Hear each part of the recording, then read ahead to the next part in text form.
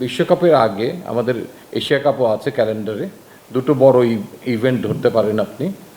তো এবং এর মাঝে আমরা শ্রীলঙ্কাতেও টি-20 খেলবো, পাকিস্তানও বাংলাদেশ সফর করতে আসবে, ইন্ডিয়া বাংলাদেশ সফর করতে আসবে, সেখানেও টি-20 ম্যাচেস থাকবে, অ্যান্ড এশিয়া কাপ তো আছেই, তারপরে আরও সিরিজ আছে।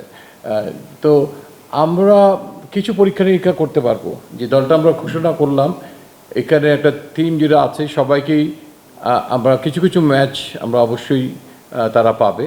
সো দ্যাট আগে যেমন ছিল, হয়তো পারভেজ ইমন কাপতে দেখেন হয়তো অনেকগুলো সঙ্গে টিমের সঙ্গে আছে হয়তো খেলার সুযোগ পায়নি, কিন্তু এবার সেই জায়গায় নতুন কোচ এবং আমাদের যে চিন্তাভাবনার মধ্যে আমরা যেন একটা সেরা পারফরমেন্স ইউনিট নিয়েই যেতে পারি, সেই চেষ্টাটা থাকবে। এবং লাইক টু লাইক যে সমস্ত খেলোয়াড় আছে তারা সবসময় অনুশীলনে থাকবে হোয়াইট বল ক্রিকেটের টি-20 এবং ওয়ানডের জন্য।